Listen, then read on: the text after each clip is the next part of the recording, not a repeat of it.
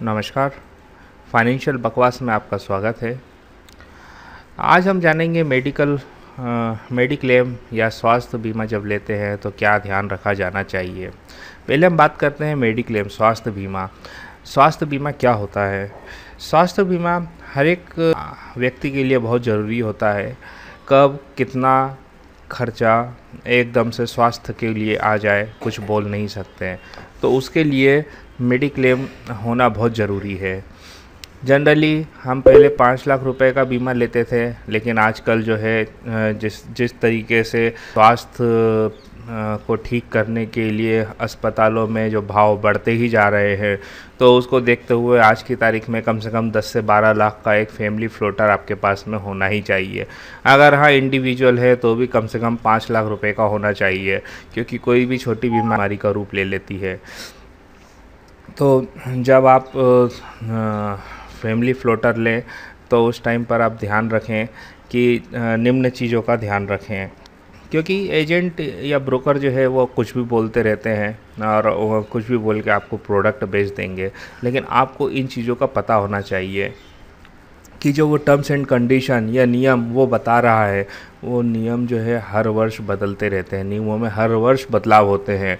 तो जब भी आप नवीनीकरण करें तो हमेशा ध्यान रखें, नियमों को ज़रूर पढ़ें, क्योंकि हो सकता है कोई नया क्लॉज उसमें ऐसा जोड़ दिया जाए जो जिससे वो मेडिक्लेम आपके लिए फ़ायदेमंद ही ना रहे। और प्रीमियम कभी भी एकदम बढ़ाई जा सकती है। प्रीमियम की दरें जो है उनको बढ़ाने का एक फार्मूला है, तो वो साल भर में कभी भी बढ़ाई जा सकती है। अब दूसरा पॉइंट ये है कि दो स्वास्थ्य बीमा हम जनरली क्या करते हैं ना, कंपेयर करते हैं, तुलना करते हैं स्वास्थ्य बीमा में इंश्योरेंस में कि नहीं ये वाली अच्छी है वो वाली अच्छी है। नहीं, ऐसा नहीं होता है। दो हेल्थ इंश्योरेंस या स्वास्थ्य बीमा कभी भी एक जैसी नहीं मिलेगी आपको, और इनको कंपेयर करना भी बहुत मुश्किल है, तुलना करना बहुत मुश्किल है, क्योंकि किसी में कोई फैसिलिटी होगी किसी में नहीं होगी। तो आप देखें कि कौन सा हेल्थ इंश्योरेंस आपके लिए अच्छा है, जिसमें जो आपको चाहिए वो बेनिफिट्स हैं या नहीं है, उसके जो कवर्ड हॉस्पिटल है वो आपके एरिया में है या नहीं है। तो ये सब बेसिक चीज़ों का ध्यान रखना चाहिए। अच्छा, एक और चीज़ है कि अगर आप चाहें कि भाई मैं रिन्यूअल करवा रहा हूँ, नवीनीकरण करवा रहा हूँ, तो बीमा कंपनियों से मैं बोलता हूँ कि भाई मेरा वो इंश्योर्ड प्रीमियम जो अमाउंट है वो बढ़ा दीजिए, 5 लाख से 8 लाख कर दीजिए, कि अब मुझे 8 लाख की ज़रूरत है, कि अब खर्चे बढ़ गए हैं, महंगाई हो गई है। लेकिन क्या होगा कि बीमा कंपनियां रकम बढ़ाने के लिए भी बाध्य नहीं है। हो सकता है कि वो इंश्योर्ड अमाउंट ना बढ़ाए, वो बोलेंगे नहीं हम आपको केवल 5 लाख ही देंगे, हम 8 लाख नहीं देंगे। और वो क्यों नहीं देंगे उसको बताने के लिए भी वो बाध्य नहीं है। चौथा पॉइंट है कि स्वास्थ्य बीमा खरीदते समय ये जानना बहुत मुश्किल होता है कि बीमा कंपनी आपके क्लेम को कुछ बहाने बनाते हुए नहीं दे, तो वो डिनाई कर सकती है। तो इसके लिए आप मार्केट सर्वे कर सकते हैं, यारों दोस्तों से पूछ सकते हैं, परिवार में पूछ सकते हैं।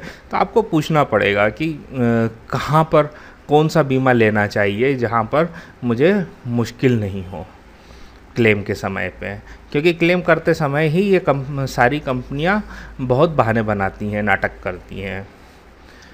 आखिरी पॉइंट में बोलना चाहूँगा कि बीमा कंपनियां कम प्रीमियम बताकर, जब बंदा जवान होता है तो उसकी प्रीमियम कम ही होगी, तो उसको स्वास्थ्य बीमा बेच देती हैं, मेडिक्लेम बेच देती हैं।